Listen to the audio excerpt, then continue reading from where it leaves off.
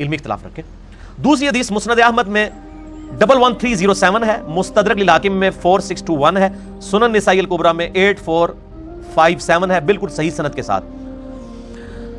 شیخ غلام مصطفیٰ ظہیر صاحب نے بھی اس کی سند کو صحیح کہا, شعیب آرنوت نے بھی صحیح کہا, شیخ زبیر علی زئی صاحب نے بھی, شیخ البانی نے بھی, کہ نبی علیہ السلام اپنی ایک زوجہ محترمہ کے گھر سے ایک دن باہر نکلے اور آپ صلی اللہ علیہ وآلہ وسلم تھوڑا دور چل کے گئے صحابہ کے ساتھ, تو آپ کی جوتی ٹوٹ گئی. آپ نے اپنی وہ جوتی اتار کے سیدنا علی کو گانٹھنے کے لیے دے دی اور کچھ دور جا کے صحابہ کے ساتھ کھڑے ہو گئے. حضرت علی وہ جوتی گانٹھنا شروع ہو گئے وہیں بیٹھ کے, اور نبی علیہ السلام نے کہا کہ علی کا انتظار کرو, وہ آ جائے تو پھر چلتے ہیں, کیونکہ ایک جوتی پہن کے تو چلنا بھی دشوار ہے. نبی علیہ السلام نے دونوں جوتیاں اپنی اتار کے حضرت علی کو دے دی. پھر آپ صلی اللہ علیہ وسلم نے اپنے اصحاب سے فرمایا, جہاں پہ حضرت ابوبکر عمر بھی موجود تھے اس محفل میں, کہا کہ دیکھو اللہ تعالیٰ نے مجھے نبی بنا کے مبعوث کیا, قرآن کی تنزیل کی خاطر مجھے ایز اے لاسٹ ریزارٹ کافروں کے خلاف تلوار اٹھانا پڑی, مجبور ہو گئے. تم میں سے ایک شخص ایسا بھی ہے جسے قرآن کی تعویل کی خاطر مسلمانوں کے خلاف تلوار اٹھانی پڑے گی جس طرح مجھے کافروں کے خلاف اٹھانی پڑی. اب یہ بہت بڑی فضیلت تھی کہ نبی علیہ السلام کو کافروں کے خلاف تلوار اٹھانی پڑی قرآن کی تنزیل کی خاطر, اور اس صحابی کو قرآن کی تعویل کی خاطر مسلمانوں کے خلاف تلوار اٹھانی پڑے گی, جو سورۃ الحجرات کی آیت نمبر 17 میں آیا نا, کہ اگر کوئی مسلمان گروہ باغی ہو جائے تو اس کے خلاف قتال کرو یہاں تک کہ وہ حق پر آ جائے. اس آیت کی پریکٹیکل تفسیر تم میں سے ایک شخص بننے جا رہا ہے. سورۃ الحجرات آیت نمبر 9 ہے, 17 نہیں ہے. تو حضرت ابوبکر نے کہا انا یا رسول اللہ, کیا وہ خوش نصیب میں ہوں؟ فرمایا لا.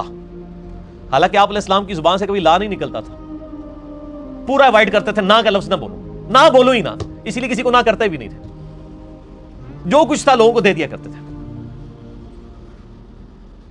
مجھے ضمناً ایک حدیث یاد آ گئی صحیح بخاری میں, نبی علیہ السلام ایک چادر اوڑے ہوئے آئے باہر, ایک صحابی آیا, کیا رسول یہ چادر مجھے دے دے.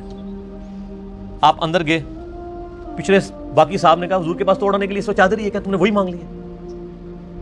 ٹھیک ہے, تو اس نے کہا میں نے تو اس لیے مانگی ہے کہ مجھے اس میں کفن دیا جائے. یہ صحیح بخاری میں حدیث ہے. نبی علیہ السلام آئے, اب آپ نے اوپر والی چادر بھی اتار لی, صرف تہمت پہنی ہوئی ہے, وہ چادر فولڈ کر کے اس کو گفٹ کر دی. لا آپ کرتے ہی نہیں تھے. اور صحابہ کہتے ہیں کہ واقعی اس صحابی کو پھر اسی چادر میں دفن بھی کیا گیا, اتنا خوش نصیب وہ شخص تھا. تو نبی علیہ السلام لا نہیں کرتے تھے. ابوبکر رضی اللہ تعالیٰ نے عرض کی یا رسول اللہ میں ہوں؟ فرمایا لا. حضرت عمر نے کہا انا یا رسول اللہ, کیا میں ہوں وہ خوش نصیب؟ فرمایا نہیں, بلکہ وہ خوش نصیب وہ ہے جو میری جوتیاں گانٹھ رہا ہے. صحابہ دوڑے مولا علی کی طرف کہ یار اتنی بڑی فضیلت مولا علی کے لیے جو ابوبکر عمر کو نہیں ملنے والی.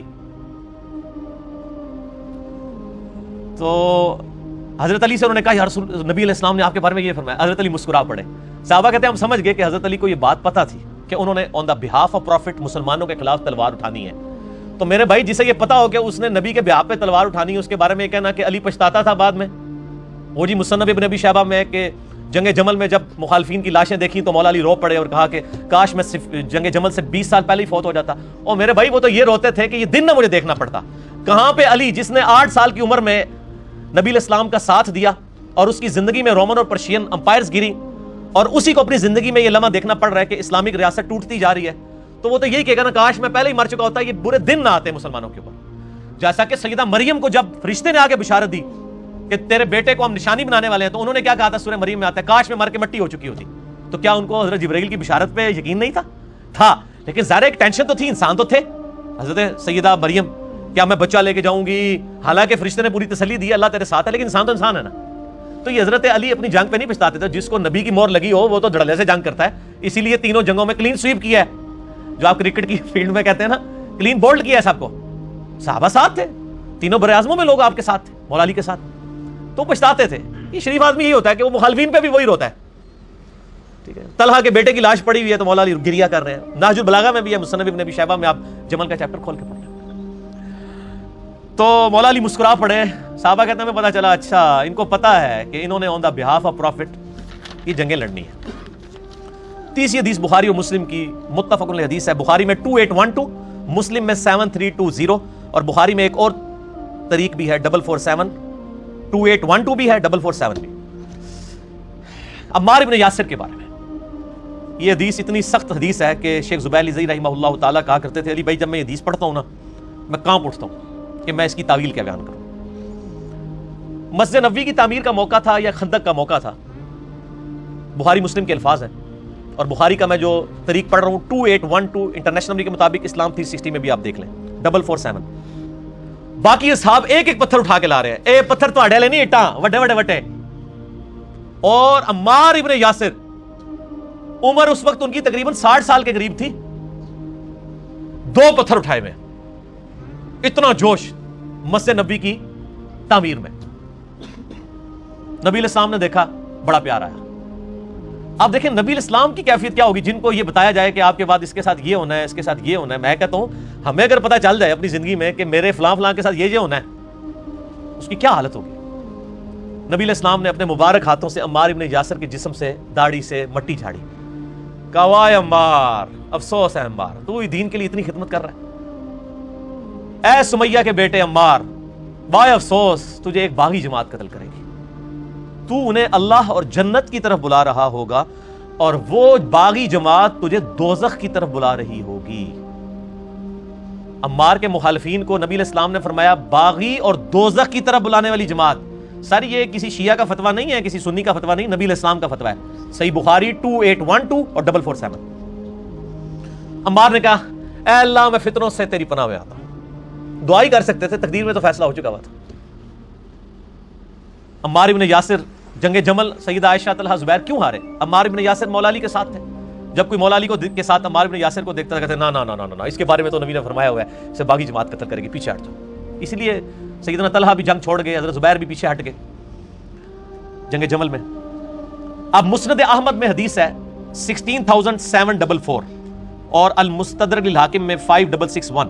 سلسلۃ الصحیحہ شیخ البانی کے 2008 ہے.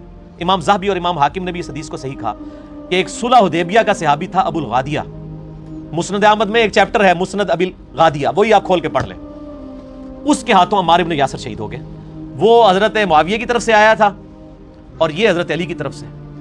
بعد میں پوری زندگی ابو الغادیہ روتے تھے کہ نبی علیہ السلام نے فرمایا تھا کہ عمار کا قاتل اور مال لوٹنے والا دوزخ میں ہے اور عمار کو وہ باغی جماعت قتل کرے گی، کہ عمار ان کو جنت اور اللہ کی طرف بلائے گا اور وہ جماعت عمار کو دوزخ کی طرف بلائے گی. وَلِعَوْذُ بِاللَّهِ تَعَالَى. اور اس پہ شیخ البانی نے پھر بڑے کمنٹس کیے ہیں، بڑے سخت کمنٹس کیے ہیں. آج وہ ٹائم نہیں میں اس کو ڈسکس کروں. آپ 5B ریسرچ پیپر پڑھ لیں، آپ کو ساری حدیثیں مل جائیں گی. شیخ البانی کو تو صرف اہل حدیث مانیں گے نا. بعض ابن حجر اسقلانی نے لکھا کہ جی وہ ابو الغادیہ چونکہ صلح حدیبیہ کا صحابی تھا اس لیے بخشا جائے گا. شیخ البانی نے کہا اللہ کے نبی سے ٹکر مت لو، صلح حدیبیہ والے سارے بخشے جائیں گے، لیکن جس کو اسپیسیفائی حضور نے کر دیا کہ عمار کا قاتل اور مال لوٹنے والا دوزخ میں ہے، آپ اس کو جنت کی گارنٹی کس طرح دے رہے ہیں؟ وہ اسپیسیفک ہو گیا. تو شیخ البانی نے بڑی جرت کی ہے. بہرحال یہاں پہ میں چونکہ بریلوی مکتب فکر کے حوالے سے ڈسکشن ہو رہی ہے اور دیوبند کے حوالے سے، تو میں ان کو حوالہ دیتا ہوں ان کے ہی بڑے امام کا، بہت بڑے امام ابن حجر اسقلانی نے فتح الباری لکھی صحیح بخاری کی شرح 852 ہجری میں فوت ہوئے. انہی کے زمانے میں ایک بہت بڑے حنفی عالم ہیں، میں دل سے ان کی بڑی قدر کرتا ہوں کیونکہ وہ بھی حب اہل بیت رکھنے والے تھے.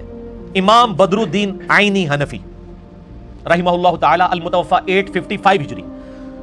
ابن حجر 852 ہجری میں فوت ہوئے، 855 میں. دونوں نے ایک زمانے میں بخاری کی شرح لکھی ہے. ان کی شرح ہے فتح الباری، ان کی ہے عمدۃ القاری. یہ حنفیوں کے مدرسے میں پڑھائی جاتی ہے. فقہ حنفی کو پورا ڈیفینڈ کرتے ہیں وہ. صحیح بخاری میں جب حدیث آئی نا 7083، جو حدیث ہے کہ جب ایک مسلمان دوسرے کے خلاف تلوار اٹھائے تو دونوں دوزخ میں. صحابہ نے پوچھا رسول اللہ قتل کرنے والے دوزخ میں، مقتول کیوں؟ فرمایا اس نے تو اپنے بھائی کے قتل کا ارادہ کیا تھا. اس کی شرح کرتے ہوئے انہوں نے یہ ایشو ڈسکس کیا کہ صحابہ بھی تو آپس میں لڑے ہیں، آپ ان دونوں میں سے کیا دونوں دوزخ میں جائیں گے؟ کریٹیکل ایشو تھا نا. اس ٹاپک کو میں ادھر ہی چھوڑتا ہوں. اس کو انشاءاللہ ایک دفعہ تو میں نے آپ کے ساتھ کوسچن آنسر میں ایڈریس بھی کیا. بہرحال میں صرف امام عینی کے کمنٹس بتاتا ہوں کہ امام عینی کے کمنٹس ورلڈ بائی ورلڈ، یہ آپ لوگوں کو میں نے ای میل بھی کر دی، اگر کوئی بعد میں منگوائے. یہ کمنٹس جو ہیں وہ غلام سعود سعیدی صاحب نے شرح صحیح مسلم میں بریلویوں نے خود نقل بھی کی ہیں. ورڈ بائی ورڈ امام عینی کیا کہتے ہیں؟ وہ کہتے ہیں انہوں نے علماء کی اور ائمہ کی رائے نقل کی کہ بھئی حضرت علی کے ماننے والے کو 2 اجر ملیں گے اور حضرت معاویہ کی جماعت کو 1 اجر ملے گا، جو آج بھی علماء کہہ رہے ہوتے ہیں جی دونوں ہی ٹھیک ہیں. حالانکہ گورا تو یہ بات کبھی نہیں مانے گا کہ ایک جنگ جس میں ہزاروں لوگ مر جائیں تو دونوں ہی ٹھیک ہوں، جبکہ نبی علیہ السلام بھی کہہ رہے ہوں کہ عمار جو ہے جنت کی طرف بلائے گا اور عمار کے مخالفین دوزخ کی طرف بلائیں گے. تو پھر سب دونوں بیک وقت کیسے ٹھیک ہو گئے؟ یہ دھوکہ آپ کسی اور کو دیں. تو جرت کرنے والے لوگ ہیں. امام عینی نے جرت کی ہے. انہوں نے کیا کہا؟ ورڈ بائی ورڈ امام عینی کے کمنٹ سنیں.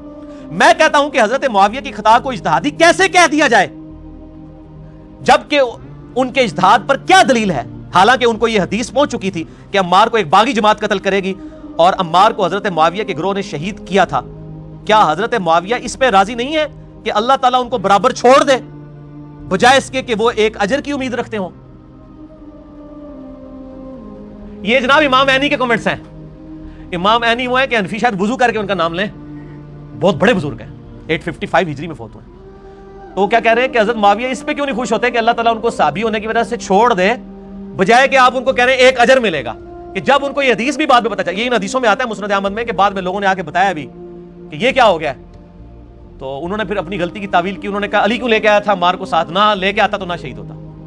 پھر حضرت علی کو بھی غصہ آیا جب بات پہنچی. حضرت علی نے کہا کہ پھر معاویہ کو کہو کہ پھر حمزہ کا قاتل نبی علیہ السلام تھے, نہ لے کے جاتے تو نہ حمزہ قتل ہوتا.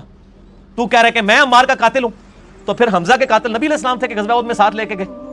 یعنی وہ بات اس کے اوپر تمام فقہاء نے لکھا ہے کہ پہلا شخص اس امت میں جس نے اپنی واضح غلطی کی غلط تعویل کی ہے وہ حضرت معاویہ رضی اللہ تعالیٰ عنہ ہے کہ انہوں نے حضرت عمار کے قتل کی اتنی غلط تعویل کی. بس میں اتنے ہی کمنٹس کے اوپر رہتا ہوں, میں پارلیمانی زبان سے آگے نہیں جانا چاہتا. تو یہ کمنٹس کیے, اور یہ جو کمنٹس ہیں یہ ان کے اپنے کمنٹس نہیں, امام نسائی کے بھی یہی کمنٹس ہیں. امام نسائی رحمہ اللہ جن کی یہ سنن نسائی پڑھی ہوئی ہے مسلم کے نیچے, اہل سنت کے مین امام ہے, 303 ہجری میں فوت ہوئے. جب دمشق گئے تو آپ کو پتا ہے اسپین میں تو آل امیہ کی حکومت رہی, باقی جگہ آل عباس کی تھی, وہ تو سب و شتم ختم ہو گیا. دمشق میں لوگ حضرت علی پہ ابھی تک لعنت کرتے تھے, 300 سال گزر چکے تھے. تو حضرت امام نسائی کو بڑا غصہ آیا. انہوں نے پھر ارادہ کیا کہ میں حضرت علی کے فضائل پہ ایک کتاب لکھوں. انہوں نے ایک کتاب لکھی خصائص علی. خصائص علی 194 احادیث صرف مولا علی کی شان میں بیان کی. اور انہوں نے جب درس شروع کیا تو وہاں پہ لوگ ناسبی بیٹھے تھے. ناسبی وہ ہوتے ہیں جو حضرت علی سے بغض رکھتے ہیں, رافضی وہ ہوتے ہیں جو حضرت ابوبکر و عمر پہ سب و شتم کرتے ہیں. انہوں نے کہا جی حضرت معاویہ کی شان میں بھی کوئی حدیث بیان کریں. تو انہوں نے پہلے میرے لیے گل کی تھی کہ یار میری زبان باندھ رہنے دو. انہوں نے کہا نہیں بتائیں. انہوں نے کہا کہ معاویہ کو اللہ تعالیٰ صحابی ہونے کی وجہ سے چھوڑ دے تو کیا تمہارے لیے کافی نہیں ہے؟ اور پھر کہا کہ مجھے تو معاویہ کے بارے میں صرف ایک صحیح حدیث پتا ہے جو صحیح مسلم کے اندر موجود ہے کہ خدا اس کا پیٹ نہ بھرے. اب یہ ایک پورا ٹاپک ہے, صحیح مسلم میں حدیث ہے کہ نبی علیہ السلام نے ان کے بارے میں یہ بات کی تھی. وہ میرا آپ کلپ دیکھ لیں, رپلائی ٹو ڈاکٹر اسرار آن کیا حضرت معاویہ کاتب وحی تھے. وہ کاتب وحی والی بات جہاں سے لیتے ہیں اس میں پوری بات یہ بھی لکھی ہوئی ہے. میں اس کو سکپ کر رہا ہوں, 5B میں آپ خود پڑھ لیجیے گا. تو ان کا یہ حدیث ہی ہے. بس یہ بات کی تو ناسبی ان پہ ٹوٹ پڑے, ان کو اتنا مارا, ان کی شرمگاہ کے اوپر بھی ضربیں لگائی حتیٰ کہ وہ قریب المرگ ہو گئے. تو انہوں نے وصیت کی کہ مجھے اسی حالت میں مکے لے جاؤ. مکے لے گئے اور ان کی خواہش تھی کہ اہل بیت کے گھر تھے نا مکے میں جہاں پہ, انہوں نے کہا مجھے وہاں پہ دفن کرنا. اہل بیت کے لیے شہید ہوئے اور ان کی لاش وہاں پہ پھر دفن کی گئی. یہ جو باب بنو ہاشم ہے نا خانہ کعبہ شریف کا, اس کے پاس ان کو دفن کیا گیا. اب تو خیر وہ ان کی قبر کے آثار مٹ چکے ہیں, لیکن وہ اس طرف دفن کیے گئے تھے. یہ ان کی شہادت کا واقعہ تواتر کے ساتھ تمام ائمہ اہل سنت نے, امام زابی ہوں باقی ائمہ نے نقل کیا کہ حضرت علی کی محبت میں ہی شہید ہوئے ہیں. امام نسائی انہوں نے بھی یہ الفاظ استعمال کیے تھے. خصائص علی انہوں نے لکھی, یہ بھی اردو میں آ چکی ہے. میں بریلویوں کا ترجمہ ہی دکھاتا ہوں. غلام سعود سعیدی صاحب میرے استاد, ان کے بڑے لائق ترین شاگرد, اور آپ سمجھ لیں یہ اس دور کے بریلویوں کے محدث ہیں. قاری ظہور احمد فیضی صاحب, میری ان سے پرسوں تقریباً آدھے گھنٹے کی فون پہ بات بھی ہوئی ہے, بڑی شفقت فرمائی انہوں نے خصائص علی کی شرح لکھی ہے آلموسٹ کوئی 1200-1300 صفحوں پہ. یہ یوٹیوب پہ ہم دکھا دیتے ہیں, آپ یہ خریدیں بھی. ضیاء القرآن پبلیکیشن سے بھی آپ کو مل جائے گی, مکتبہ باب العلم سے اور جامعہ علی المرتضیٰ لاہور سے شائع ہوئی ہے. ضیاء القرآن پبلیکیشن جو لاہور میں, ان کو فون کریں, ان سے بھی آپ کو مل جائے گی خصائص علی. یہ دکھائے جی بریلویوں کا ترجمہ ہی ہے حضرت علی کی شان پہ 194 حدیث, اور انہوں نے تو ماشاءاللہ تمام تاریخی روایتیں اور تمام چیزیں بیان کی ہیں. اور اس کتاب کی فضیلت کے لیے میں آپ کو ایک بات ہی کافی ہے, اس کتاب کے اوپر تقریض لکھی بھی تو نہیں لیکن زبانی میں آپ کو بتا دیتا ہوں. ڈائریکٹ ایک بریلوی عالم دین ہے, مولانا طارق جمیل صاحب کے بڑے قریبی دوست ہیں, ان کا نام میں نہیں لیتا. وہ کہتے ہیں طارق جمیل صاحب نے یہ پوری کتاب پڑھی ہے خصائص علی ظہور احمد فیضی صاحب کی, اور کہتے ہیں کہ جی طارق جمیل صاحب کے الفاظ تھے کہ مولانا مودودی رحمہ اللہ تعالیٰ نے جو خلافت و ملوکیت لکھی ہے نا, اگر اس میں کہیں کوئی سکم باقی رہ گیا تھا نا تو اس شخص نے وہ پورا کر دیا. اور وہ کہتے ہیں کہ میں اس کو گریڈنگ میں خلافت و ملوکیت سے اوپر کتاب سمجھتا ہوں. یہ طارق جمیل صاحب نے کہا. ٹھیک ہے جی, خصائص علی حضرت علی کی شان میں امام نسائی نے لکھی ہے, اور یہ جو شرح لکھی ہے نا انہوں نے ظہور احمد فیضی, اور یہ طارق جمیل صاحب کا ہی حوصلہ ہے کہ دیوبندی عالم ہو کے ایک بریلوی عالم کی شرح کو کہہ رہے ہیں کہ اتنی بہترین شرح ہے. یہ طارق جمیل صاحب کے چونکہ کامنٹس ہیں, اسی میں اس کتاب کو انٹروڈیوس کروا رہا ہوں. یہ تو 1000 کاپیاں اس کی اس وقت 2011 میں چھپی تھی, شاید ساری بھی نہ بکی ہوں, لیکن امید ہے انشاءاللہ جب ہم انٹروڈیوس کرواتے ہیں تو پھر نئی پرنٹنگز کروانی پڑ جاتی ہیں لوگوں کو. تو یہ نیکی کریں.